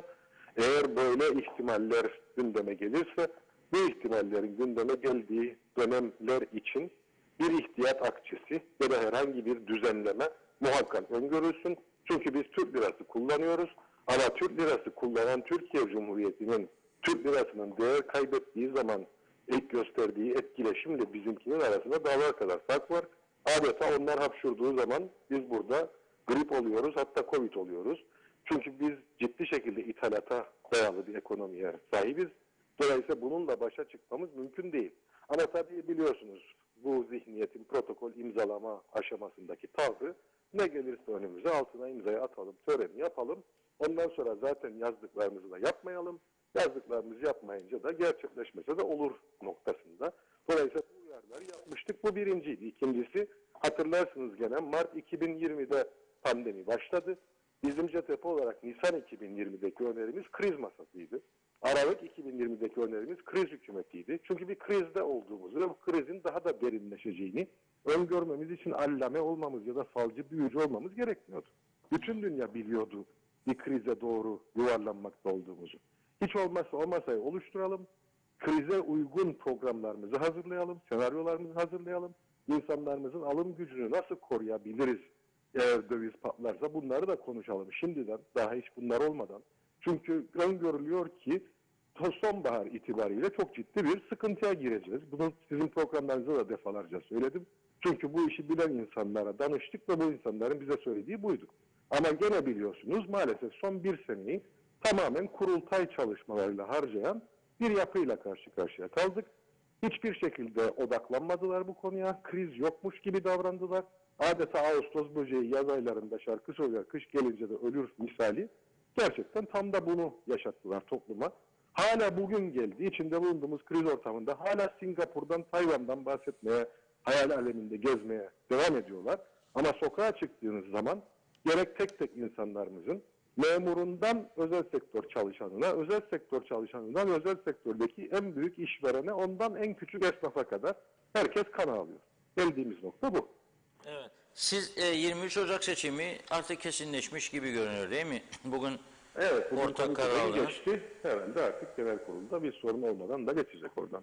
Bu seçime giderken yani bugünkü sıkıntılardan kurtulma adına daha pratik bir şekilde halkın anlayabileceği şekilde sizin seçim manifestolarınız hazır mı yoksa daha çalışıyor musunuz? Yani bitmek üzere hazır sayılır. Çünkü aslında Reşat Bey şunu da çok net söyleyeyim. Bu memleketteki sorunların ne olduğu herkes tarafından, yani ekonomideki sorunlardan bahsediyorum ve maliyedeki sorunlardan. Bunların ne olduğu aşağı yukarı herkes tarafından biliniyor. Çözüm önerilerinin ne olması gerektiği de aşağı yukarı herkes tarafından biliniyor. Biz 2018-2019'da hükümetten gittikten sonra aralıksız olarak zaten bunlar hep anlattık. Dolayısıyla ne anlatacağımızı, ne söyleyeceğimizi biliyoruz. Artı şunu da biliyoruz. 2018'de biz hep anlattık. %101'dir yerel gelirlerle yerel giderleri karşılama oranı 2018'de. Ağustos'ta döviz krizi patlamış olmasına rağmen, tekrar ediyorum, sterlin %32 değer kazanmış olmasına rağmen Türk lirası karşısında ve biz o dönemde hatırlarsınız 334 milyonda Güvenlik Kuvvetleri Komutanlığımızın maaşlarını ödememize rağmen 50 milyon bütçe artı vermişti ve %101'di bizim yerel gelirlerimizin, yerel giderlerimizi karşılama oranı. Bu 2018 rakamları. Turizmden elde ettiğimiz gelir 969 milyon dolardı. Yüksek öğretimden 600 milyon dolar gelirimiz vardı. 1 milyar 800 milyon dolar ithalatımız, 100 milyon ihracatımız vardı. Hesaplar çok nettir, rakamlar çok nettir. Kıbrıs Türk ekonomisinin potansiyeli de, insanların potansiyeli de ortadadır. Ve daha hiçbir şey yapılmamış haliydi bu bunun.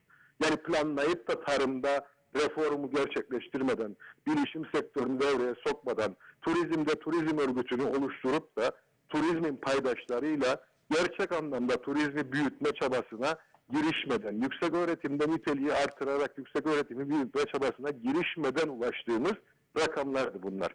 Ve enflasyon %29.6 olmasına rağmen 2018'de bizim enflasyon karşısında ödediğimiz hayat pahalılığı %34'lere ulaşmıştı. Buna rağmen bu rakamlar gerçekleşti. Dolayısıyla hiç kimsenin moralini bozmasına gerek yoktu. Bu toplumun potansiyeli, bu ekonominin potansiyeli bellidir. Yeter ki siz odaklanın, yeter ki başka şeyler peşinde koşmayın, yeter ki kurultay yarışı sizi dünyadan ve memleketten ve sokaktan koparmasın. Bu işlere odaklanın ve insanların sorunlarına çözüm üretmeye çalışın. Yani hiç unutmam, Ağustos'da 2018'de patladığında, döviz krizi patladığında biz yaz ayları içinde meclisi olağanüstü toplantıya çağırdık. Bakanlar Kurulu'nda her gün süren toplantılar yaptık. Hiçbir gün ara vermeden neler yapabiliriz diye. Şimdi ne oldu? Şimdi döviz krizi patladı. 15 liraya çıktı sterlin. Memlekette zaten ekonomi kötüydü. Çünkü pandeminin yarattığı kriz vardı. Ama siz hiç duydunuz mu? Bırakın meclisi olağanüstü toplantıya falan çağırmayı. Meclisin normal toplantılarında bile nisap sağlanamadı da meclis toplanamadı. Bakanlar Kurulu'nun bir günden bir güne bu konuyu gündem yapıp da bir liste, bir pusula önüne koyup da bunları yapacağın insanların birazcık olsun hayatını kolaylaştırmak için, alım gücünü birazcık olsun korumak için diye tek bir toplantı dahi yapılmadı. Türkiye Cumhuriyeti ile 3 milyar 250 milyon TL'lik protokol imzalandı. 3 milyar 250 milyon TL'lik protokolde %30 gerçekleşme oranı var. Artık aralığa giriyoruz. Bununla ilgili bir tek açıklama bile yapılmadı topluma. Şu sebeple bu aktarmalar yapılmadı diye. Ve üstüne üstlük %30'da kalmış olmasına rağmen bu hükümet döneminde hala devam etti. Ya Türkiye'de en iyi parayı ben koparırım siyaseti de ilginç bir şekilde vurdum duymazlıkla devam ettirildi. Niye gelmedi bu para üzerinden? Hiçbir açıklama yapılmadı. Çünkü protokol dediğim gibi amaç protokol imzalamak. Protokolde yazılanları gerçekleştirip de bunun karşılığında aktarılması gereken paranın bu ülkenin ekonomisine enjekte edilmesi değildi. Böyle bir zihniyetle karşı karşıyayız ama tekrar söylüyorum, çözüm çok kolaydır, hiç de zor değildir. Yeter ki motive olunsun, yeter ki odaklanılsın, yeter ki bu ülkenin, bu halkın gayreti çekilsin. Onu da örnekleyerek söylüyorum, yapılmışı var bunun. 2018'den size bütün rakamları artık ezberledim, rakamlarla söylüyorum bunun nasıl yapılabileceğini. Konuşacak çok şey var tabii seçime giderken. Önümüzde de zaman var, inşallah konuşacağız bunları. İnşallah. Çok teşekkür ediyoruz hocam. Ben sağ olun. teşekkür ederim. Kolay gelsin. Sağ olun. Evet. Dilerseniz bir Funda Hanım mesajlara dönelim. Çünkü bayağı var. Sonra zorlanmayasınız diye söylüyorum. İzleyicilerden bazı sorular var. Onlara da bakıyorum tabii bu arada. Hepsini konuşmaya çalışacağız. Buyurun. Hemen başlıyorum. Zafer Akbaş, iyi yayınlar. Ekmeğin ucuzlaması için un ithalatının serbest bırakılması lazım diyor. Nebahar Canbazoğlu, dolar dediğiniz gibi 20 lira olabilir yazmış. Mehmet Uluçaylı, seçimlerde aday olup da kaybedenler daha şanslı. Çünkü diyor partisi tarafından devlete müdür yapılır. Kaybeden halktır. Halk da bu düzene şikayet etmesin. Bu bozuk düzenin sahibi yine halktır. Yücel Barbaros, bir usta bir memleketi keyfine göre inatla yönetirse ülke böyle duvara toslar. Dedi Kozoğlu Serhat, anlamıyorum. 12 bin liraya yakın maaş alıyorum. 760 sterlin aylık taksit ödüyorum. Şimdi Bu taksit maaşımı geçti ve banka beni aramaya başlar ve taksidin eksik yattığını söyleyip para isterse ne yapmam gerekiyor? Vedat Özkan iyi yayınlar, iyi akşamlar diledi. Birçok ürün Kuzey Kıbrıs'a Türkiye'den gidiyor. Un gitmiyor mu demiş. Türkiye'deki ekmek fiyatlarını paylaştı. 1 lira 75 kuruşta 2,5 lira arasıymış. Evet, bu konuyu araştırmanızı rica ediyorum. Kuzey Kıbrıs Türk Cumhuriyeti halkı neden ucuz ekmek yemesin? Temel gıda maddesi. Şevket Tacel, Reşat Bey 6. hissiniz tüp gazın zamlanacağını söylüyor mu diye sormuş. 6. hisse gerek var mı Allah aşkına? Döviz 2 euro da çıkacak. Akaryakıt da çıkacak. Akaryakıt hem de çok yakında. Yani seçim de durduramaz çünkü getirmeyecekler sonra akaryakıtı. Zarar ettiklerini duyuyoruz. Döviz yükseldikçe tüp gaz da yükselecek. Akaryakıt da yükselecek. Tam da böyle kış arifesinde gerçekten ben tüp gazla ısınan özellikle yaşlılar öyle ısınıyor. Üzülüyorum yani onların açısından. Evet değil mi? Hasan Nihat Erduran da diyor ki 7 milyon sığınmacıya Türkiye çözüm üretmezse bu kriz bitmez. Yabancı ürünü kullanmayın, turizm yapın, ihraç yapın, tasarrufla lüks tüketime fren yapın, yerli malı, yurdun malı, fatura fiş isteyin, her para ödemede, KDV'ler, stopajlarda, gümrüklerden gelen vergiler, memur ve maaşlara yetmediği gün emin olun bankalar batmaya yol alır ve esnaf çarşı biter. İşimiz zor ama imkansız değil ambargolu statükoya rağmen. Ethem Durak, evet bu dövizden kurtulmak için, bu sıkıntıdan kurtulmak için diyor, döviz olarak düşünmeye son verilmesi ve sadece Türkiye ile ticaret yapılması gerekir, sebatkar olmalıyız yazmış. Salih Mullalı, parti liderlerine sağdan soldan konuşacaklarına esas konu iktidara gelirlerse ne yapacağını, ne gibi plan yaptıklarını sorun demiş. Mehmet Akın, bu deneyimsiz yöneticilerle ülke ancak bu şekilde yönetilir. Daha iyi yönetilmeyi beklemek bu yöneticilerle olmaz demiş. Öyle söyleyeyim. Fevzi Mehmetçioğlu da iyi akşamlar, iyi yayınlar diliyor. Baki Aracı, memlekette bir sürü esnaf ve dar gelirli kiracı için hiçbir şey yok. Varsa yoksa çiftçi, vergi veren esnafa bir şey yoktur. Kiralarla ilgili bir sabitleme yoktur. Salih Mullalı, her şey Türkiye'den geliyor. Bir tek ekmek kalmıştı. O da gelsin demiş. Belgin Rıfat. Evet, iyi yayınlar seyrediyorum. Ayak ağrılarımdan dolayı rahat olamadığım için yazamıyorum ama dayanamadım. Artık öyle bir hale geldik ki çok geçmiş olsun bu arada. Kıbrıs ne yaşamak, ne gelmek, ne görmek, ne de oradaki insanlar için bir gelecek olduğuna inancım kalmadı. Zannedersem tüccar, zengin ve memur ve emekliler hariç herkes yakında göç yaşayacak. Güney'e, Londra'ya, Avustralya'ya diyor ya da başka bir yerlere gidecekler. Mehmet İnancı, Reşat Bey bir önerim var. Sucuoğlu hükümeti Japon yenine geçsin. Adamların para birimi 30 yıldır TL karşısında dimdik ayakta olduğunu söylüyor uzmanlar. Evet, Japon olursak tünelin ucunda ışık göründü demektir yazmış. Evet, bakıyorum. Yılmaz Yüksek, bugün Loğusa Devlet Hastanesi'ne gittim. İçler acısı, Allah'ın aspirini bile yok diyor. İlaç olmayan hastanenin eczanesi niye açık? Kapalı kalsın, insanlar bari sıraya girip beklemesinler yazmış. Hatice Mümin iyi yayınlar diledi. Belgin Rıfat, sağ olsun Türkiye hükümeti bize yardım ede ede bizi öyle bir hale getirdi ki üretim durdu, tüketim uçtu, turizm resmen çöktü, TL kullanmamız sebebiyle yok oluyoruz. Öncelikle bir an önce toparlanıp kendi ayaklarımız üzerinde durmalıyız. Birileri de bu zam furyasını kontrol etmeli. Bu tüccarlar TL aldıkları ürünleri olsun bu kadar zamlamasınlar demiş. Unutmasınlar sonunda giderken 7 metre kaput bezi ve bir kalıp beyaz sabunla ihtiyaçları var. Yani biraz vicdanlı olsunlar demiş. Eskiden et vardı, biraz yerli ürün getirip cüzi bir karla satarlardı. O da battı zannedersem, bilmiyorum ama hükümet bu tüccarlara dur demeli. Aksi takdirde ülkede gençlik kalmayacak.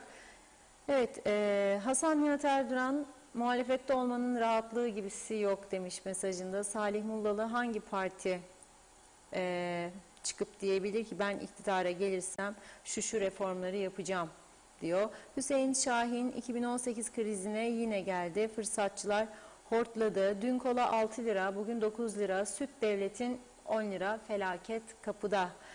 Vedat Özkan, Türkiye'den Kuzey Kıbrıs'a Şu an en mutlu insanlar bankalarda yüksek döviz hesapları olanlardır. Umut Asır, bizim millet ekmek yemez ki, araba kullanır. Bizim evde haftada bir ekmek yenir ama mazot ve benzine haftada 800 lira öder olduk.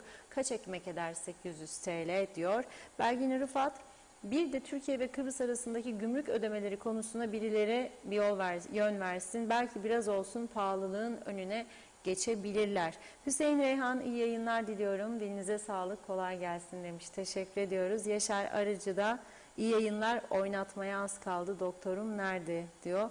Ethem Durak, madem ki muhalefet bu kadar becerikli, şaşarım neden görevden kaçtılar yazdı. Evet, Vedat Özkan da az önce Tufan Bey mecliste nisap sağlanamıyor dedi. Kendi parti vekilleri meclise gitmiyor demiş. Evet, Lütfi Toruntay, selamlar Diyalog ailesi, mutlu yayınlar dilerim sizlere. Bugün gittim 4. aşımı oldum ve hastaneye gitmişken eşimin insülin ve benim tansiyon ve kolesterol haplarımı almak için, ama yine üzülerek itiraf ediyorum ki hiç ilaç veya hap yok. Maalesef ne olacak halimiz, Allah'a emanet. Bazı resimler çektim ama nereden paylaştılar bulamadım. Teşekkür ediyorum. Huzurlu, sağlıklı, mutlu günler dilerim demiş. Mustafa Özcan da hayırlı cumalar. Bugün Johnson ikinci aşılarımızı yaptırdık. Hemşire hanım o yoğunlukta çek 2 Johnson diye seslenmesi bizi güldürdü. O kadar yoğun tempoya rağmen sağlık çalışanlarının gerçekten hakkı ödenmez. Bir sağlık çalışanı 50 tane Sağlık Bakanı'na bedel. Bakanlığın hangi marka aşının hangi aşı merkezinde hangi hastanede olduğundan bile haberi yok demiş. Evet, Jimmy Jack'i bence diyor artık konuşacak fazla hiçbir şey kalmadı Kuzey Kıbrıs'ta. Oturun, izleyin bu çizgi filmi diyor. Güney Oscar'lık film Kuzey Kıbrıs Mickey Mouse demiş. Evet. Bakıyorum Hüseyin Koltan'da Doğru Haber'in adresi. Şimdiden mutlu hafta sonları dilerim. Hayırlı akşamlar dedi. Hasan Nihat Erduran da herkes bankalara işler diyor mesajında. Evet, sözü Reşat Bey'e bırakıyorum. Tamamladım şimdilik. Çok teşekkür ederim Funda Hanım, sağ olsun. Okuyor mesajları, benim sesimi kesmek için sonuna geldi. Buyurun sözü. Vakit mi kaldı konuşayım? 1 saat daha konuşmam gereken konu var. Bugün üstelik kızarmış ciğer, bir pide ciğer yiyip geldim. Ciğer yiyince susuyormuş insan, susadıkça da konuşuyormuş. 2 bardak su var bugün önümde. Evet, şimdi programın arasında bir trafikle konuşurken Rum tarafındaki suçlara değinen bir haber okumuştum. Rum Meclisi'nde bu konu gündeme gelmiş ve tabii ki ırkçı, faşist Elam Partisi boş durmuyor. Konu Türkler oldu mu hemen başlıyor sesini yükseltmeye. Kıbrıslı Türkler geçiyorlar özgür bölgeye, trafik suçlarını neden ödemiyorlar? Kaç kişi ödemedi? Rapor isterim demiş. Rum İçişleri Bakanlığı da raporu hazırlayıp sunmuş. Buna göre bu yıl içinde 83 kişi, 2020'de 155, 2019'da 349, 2018'de 261, 2017'de 310 kişi suç işlemiş güneyde, trafik suçu ve cezasını ödememiş.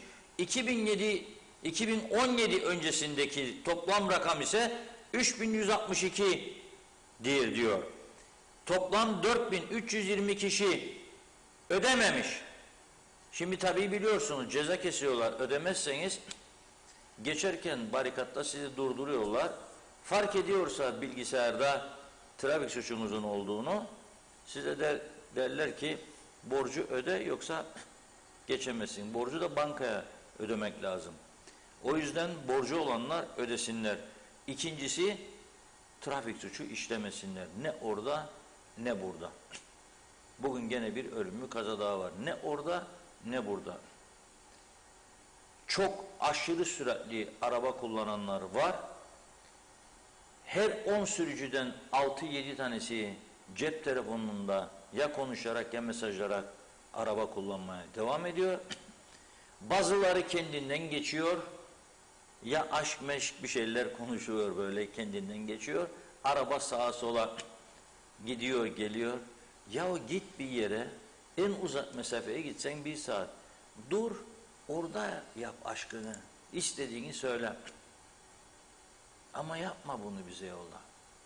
Gece 11'de iş olmayacağına göre aş meştir. Yapma. Gidince konuşursun. Ya çek yolun kenarına yer varsa dur konuş. Bunu durdurabilmenin yolu bizim gibi okuma yazma oranının %95 olduğu övünüyor şu üniversiteler kenti ülkesi üniversiteler bizim gibi ülkelerde maalesef adamı adam etme yöntemi cezadır, ceza. Uygulayacaksın. Uygulayacaksın. Eksik olsun senin 3 tane seçimde alacağın oy. Eksik olsun senin oturacağın koltuk. İnsanların hayatıyla oynama arkadaş. Oynama. Tabii Kıbrıs'ın güneyi, kuzeyi bu olayları da yaşıyoruz. Normalde ben bakıyorum. Ezici bir çoğunluk aslında Kıbrıs sorunun çözülmesini istiyor bizde. Ama benim gibi birçok insanın endişesi var. Nedir? İşte biraz evvel adını bahsettiğim o terör örgütü. Terör örgütü siyasallaştırıldı. 4 tane milletvekiliyle beraber meclise de gönderildi.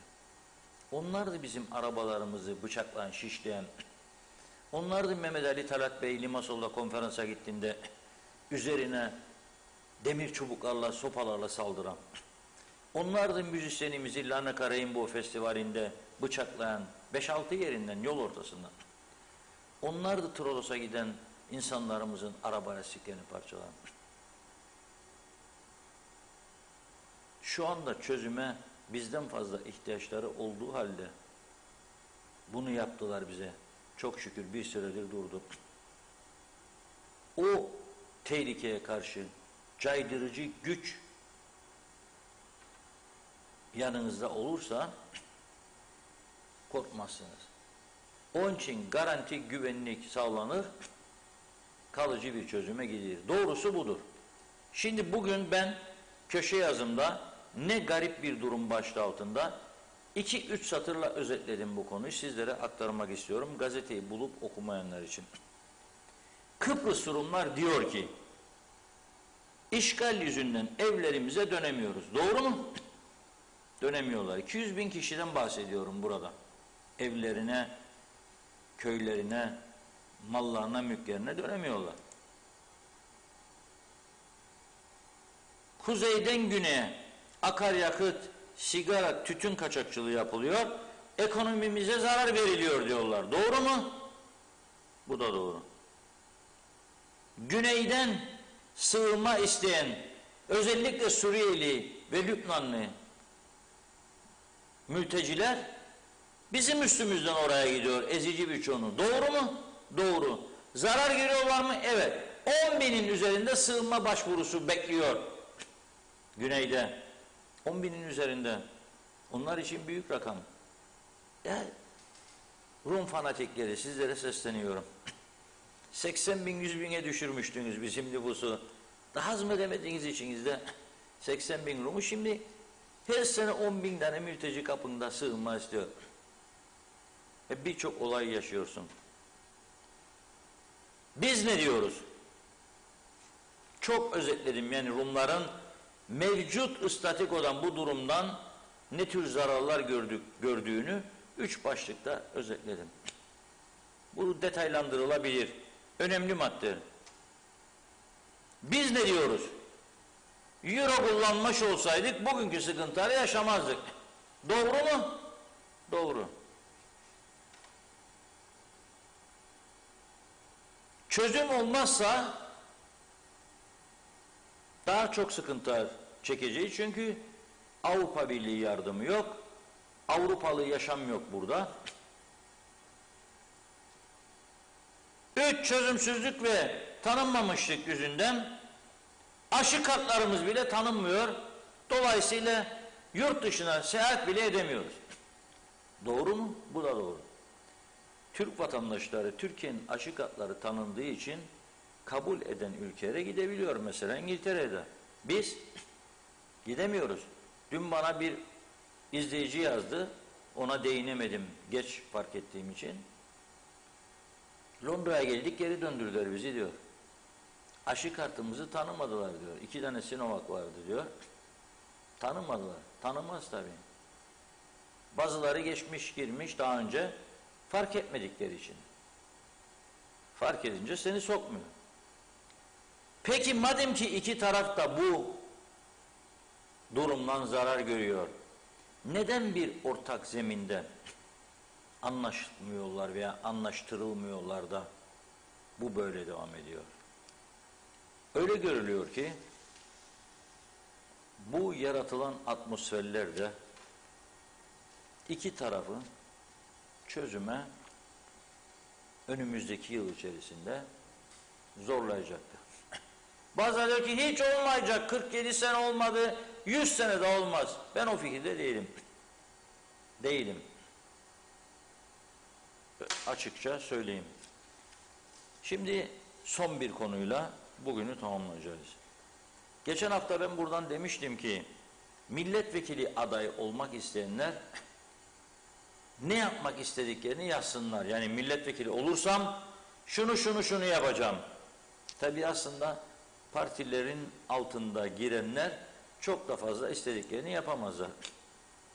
Parti yetkili kurulları var, MYK var, meclis var, oralara gidecek falan.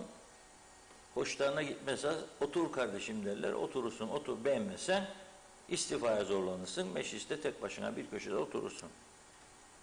Şimdi bugün baktım, 6 tane parti var mecliste şu anda. UBP, CTP, Halkın Partisi, Demokrat Parti, Toplumcu Demokrasi Partisi, Yeniden Doğuş Partisi. Dışarıdan Çakıcı'nın partisi var, TKP, BKP var, Birleşik Kıbrıs Partisi, YKP var, Yeni Kıbrıs Partisi, MDP var, Milliyetçi Demokrasi Partisi, bizim parti var, Milletin Partisi var, o da dün bir bayanı başkan seçti ama geç kurulduğu için, yani seçimlerden 6 ay önce kurulmadığı için anayasamıza, baba yasamıza göre şansı yokmuş girsin. Şimdi benim sorduğum soruyu eski milletvekili ve bakanlarımızdan Kenan Akın Bey de sormuş. Sosyal medya hesabından. Milletvekili adayı olmak isteyenler lütfen projenizi diyor sunar mısınız? Milletvekili olursanız hedefiniz nedir? Birkaç tanesi dikkatimi çekti. Onun için okuyayım size dedim. Recep Seven yazmış. Devletteki soygunu, vurgunu önlemek için elimden geleni yaparım. Bravo Recep Efendi. Çok güzel. 10 üstünden 100. Olur mu 10 üstünden 100 yoksa 10 üstünden 10 mu olur? Murat Aydenk. Vekil olursam diyor önce anayasayı, akabinde de tüm devlet kurumlarını özelleştireceğim. Her şey vatan millet için diyor. Ve parantez için almış şu an memur için diyor. Murat Aydenk'i 10 üstünden 10.000 not veriyorum. Çünkü diyor ki anayasayı değişeceğim. Bir değişemez mi Muratcığım? Anayasa halkın oylamasıyla değişebilir. Ancak olmaz öyle şey. Onu çiziyorum sana ama öteki güzel. Öteki. Tümünü özelleştireceğim diyor. Aferin. Bunu yaparsan vatan ve millet için zaten olması lazım. Vatan millet ilave edilmezse belirli bir kesimden oy alamazsın. Murat Aydenk. Bir Murat daha var. Murat Ulubey. Ben diyor ilk iş olarak diyor tam zıt. Öteki özelleştireceğim diyor bir Murat. Öteki Murat da diyor ki sanayi holding geri getirim diyor. Milli Hava Yolları'nda TC benim ana vatanım olduğu için uçak sevilen TC'nin iç hatlarını aldırırım. Meselede 3 büyük fabrika kurduğum ana vatanın büyük iş adamları burada üreten mallar TC'ye gider diyor. Şimdi biraz sanayi holding'i geri getiremezsin çünkü öldü. Fabrikalar bedavaydı, Rum'dan kaldı, yahurdan, içinde ham maddeleriyle da battı. Yok ki şimdi sanayi holding'e diyecek. Hayal bile olamaz. Ya da Milli Hava Yolu. Nerede Milli Hava Yolu? Allah acıdı, bizi bir gaza bela olmadan kurtulduk o işten. Paralar da gitti. Paralar da gitti. 5 milyon dolar sadece Singapur'a uçurdular. Nice Singapur'a tabii. Motor onaracakmışlar. Türkiye burada, motor oraya gitmiyor. Ondan sonra Almanya yolladılar, Frankfurt'ta hallettiler 50.000 dolara. Ne yolladın oğlum? 500 milyon dolara. Kim sordu bunu? Nerede bunun hesabı, kitabı? Nerede bunun yargılanması? Yok. Mesela da 3 fabrika iyi olur. Gübre fabrikası mesela. Çok hayvan var oralarda. İyi olur. Bunun dışında ne olabilir? Mermer sanayi var olmaz. Birisi yazmış. Kenan abi diyor. Bülent Dönmez.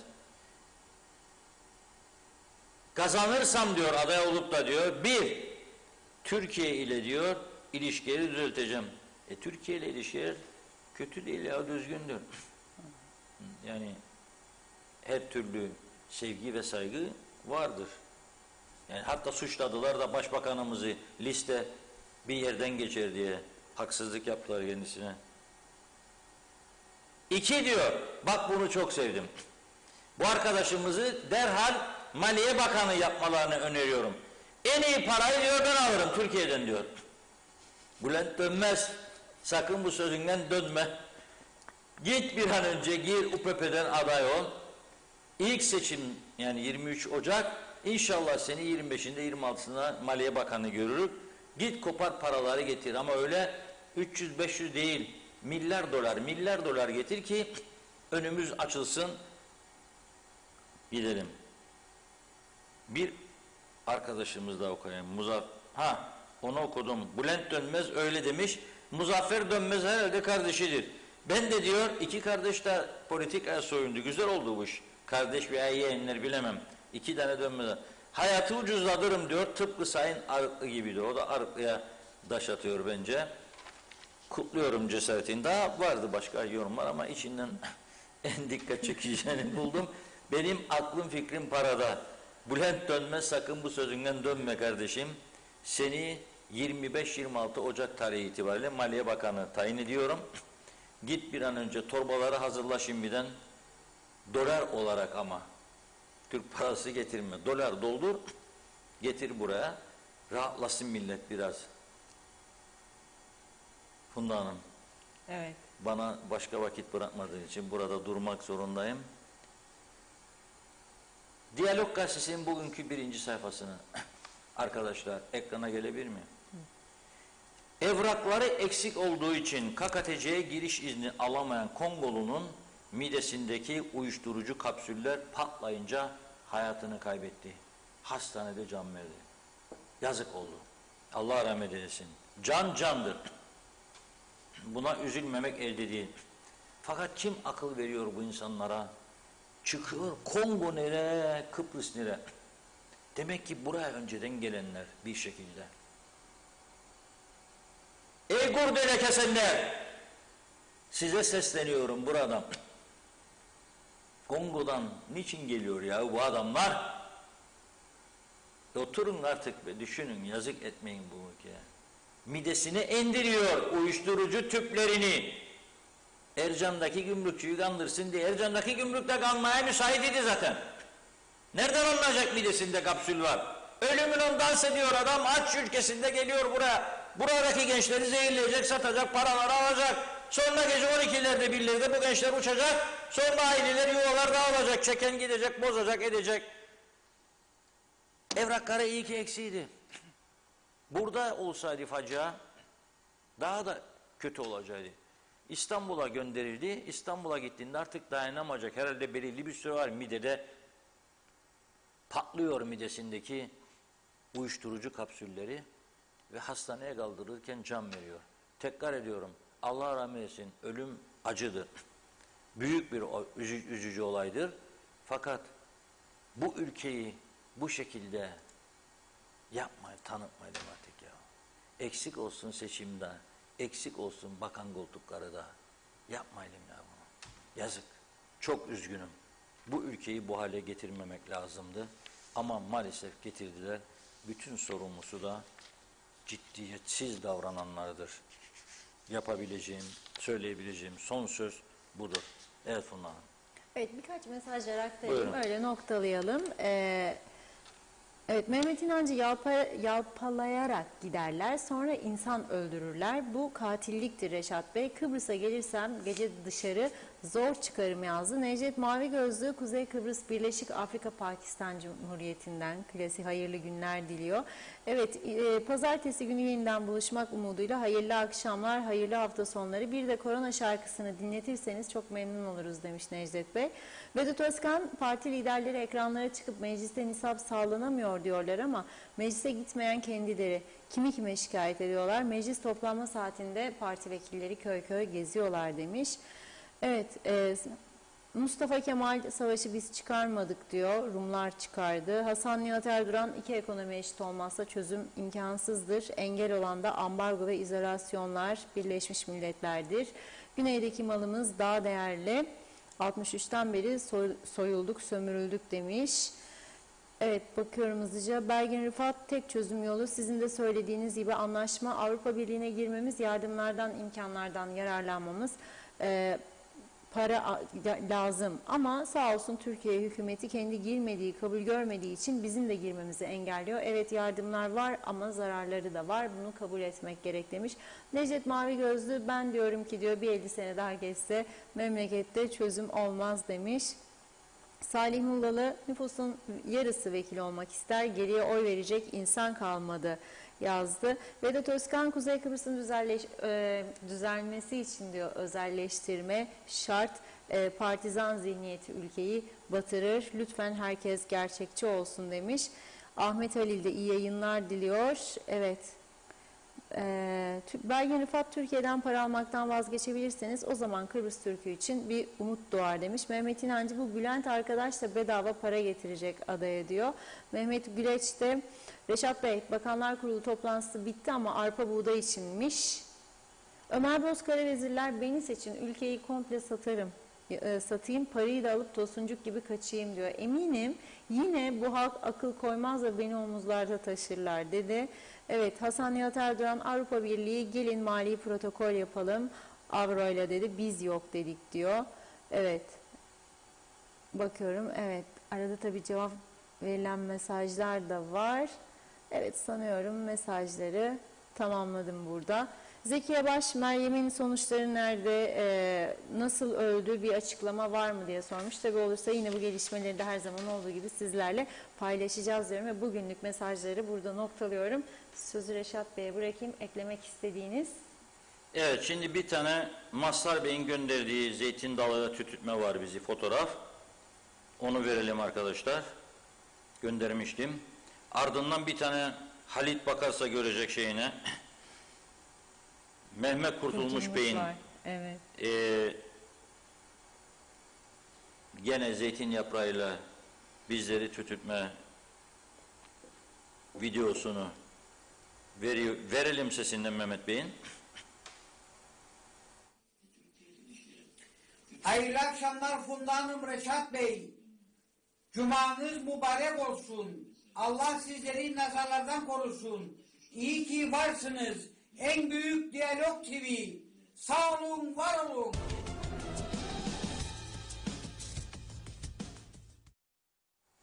Evet. Çok teşekkür ediyoruz her şey için. Bizler bugün sizlere bu şekilde veda ediyoruz. Değil mi Funda Hanım? Ediyoruz bizi. Evet. Bu akşam yarın sabah 9'dan 12'ye kadar dans dersi alacağız birlikte. İkimizin de ihtiyacı var, ben de bilmiyorum. Eğer becerebilirsek pazartesi günü dansla açarız programı. Ama bugün şarkı dinleyeceğiz değil mi? Evet. Veda edeceğiz izleyicilerimize. Çok teşekkür ediyoruz her zamanki gibi değerli yorumlarınızla ve programımızı burada noktalıyoruz. Ama ayrılmayın, korona şarkısıyla veda ediyoruz bugün. Yeniden görüşünceye dek hoşçakalın diyorum.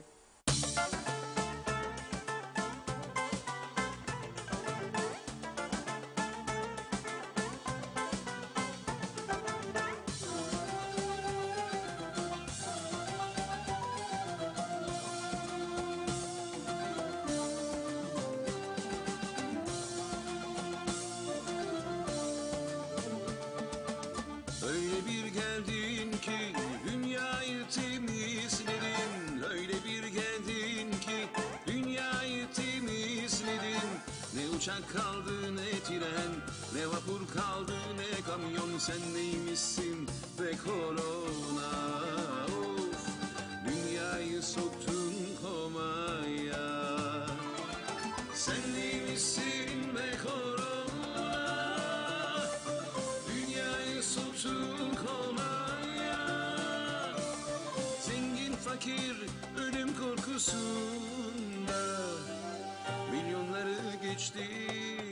pozitif vaka. Sen neymişsin be korona?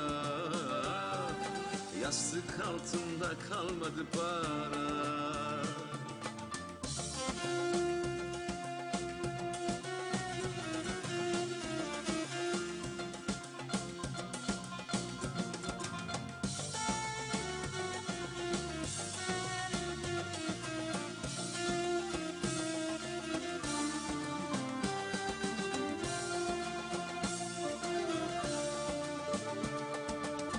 Birincisi yetmedi, geldi ikinci dalga. Milyonları buldu, attı pozitif faga. Dünyayı soktun derin bir komaya. Herkes ölüm korkusunda. Sen neymişsin be korona? Dıştan gelene mecburi karantina. İşin kolayını buldular yasaklarla. Kepenkler indi çarşı pazarda. Yastık altında kalmadı para. Sen neymişsin be korona? Sen neymişsin be korona? Dünyayı soktun komaya. Tek umut kaldı en sonunda. Oy. Haydi koşun canlar aşılanmaya. Sen neymişsin be korona? Yastık altında kalmadı para.